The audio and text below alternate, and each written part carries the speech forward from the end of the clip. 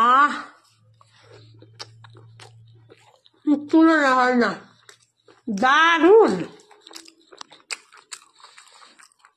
চিংড়ি মাছটা বেছে ধুয়ে রেডি একদম।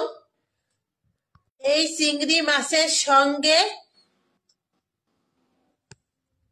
ছোলার শাক ঘন্ট করব, আর এর সঙ্গে আমি আর কি কি নিচ্ছি, এই যে পালং শাক নেব, আলু গোটা গোটা করে কাটা, এই যে সিম, বড়ি, কড়াইশুঁটি, বেগুন, এই সব আমি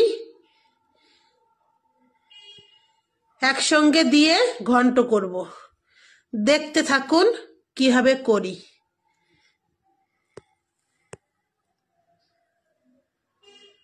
রেসিপিটা, কড়াইতে আমি প্রথমে তেল দিয়ে দেব, সাদা তেল, রিফাইন, আপনারা যে কোনো তেল দিতে পারেন। আমি নুন হলুদ মাখিয়ে নিয়েছি, দিয়ে দিলাম, লাল করে ভেজে নেব।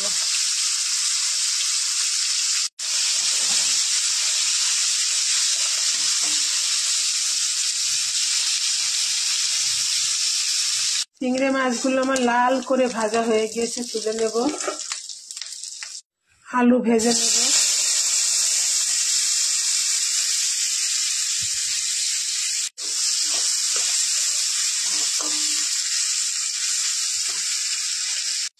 কড়াইশুঁটি দিয়ে দেব,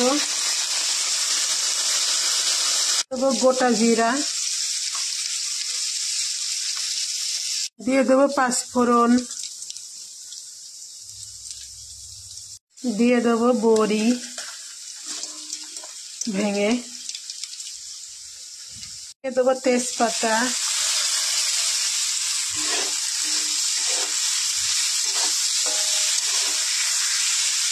লঙ্কা,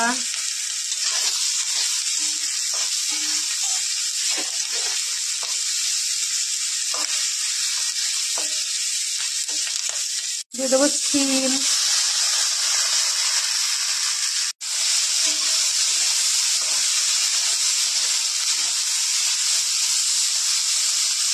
দেবো বেগুন,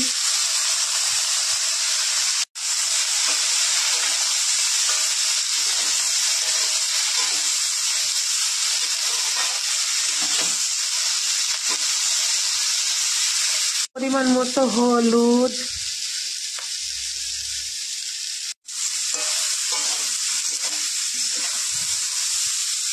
পালং শাকের মধ্যে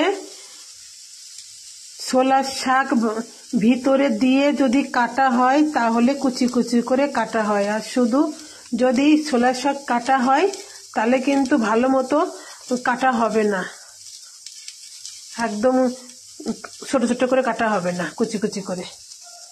এই জন্য ওর ভিতরে দিয়ে কাটলে কুচি কুচি করে হয়ে যায়, যে কুচি কুচি করে হয়ে গিয়েছে। দিয়ে দিলাম ছোলার শাক আর পালং শাক।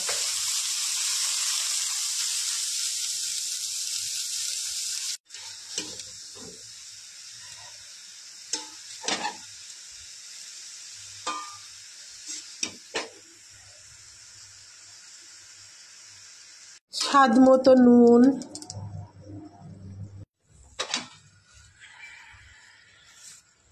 আদা বাটা,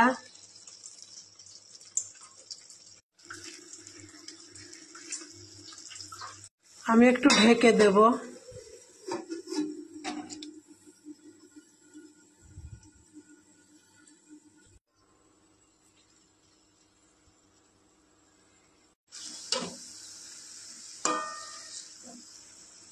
চিংড়ি মাছটা দিয়ে দেব,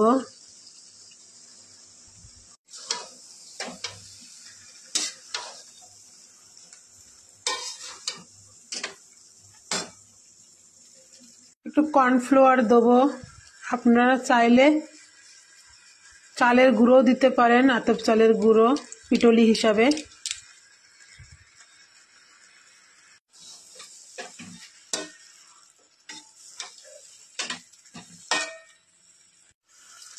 একটু চিনি দেবো মিষ্টির জন্য।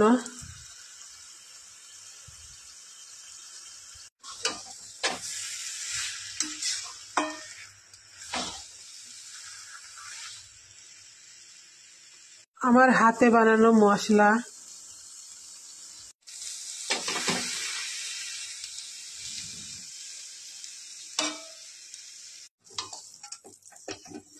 চিংড়ি মাছ দিয়ে ছোলার শাকটা আমার রেসিপি একদম রেডি পরিবেশনের জন্য। হ্যালো গাইস, আমি এই যে পরিবেশন করব রুটি দিয়ে। এই যে রুটি নিয়ে নিয়েছি। আর আমার চ্যানেলটিকে সাবস্ক্রাইব করতে ভুলবেন না।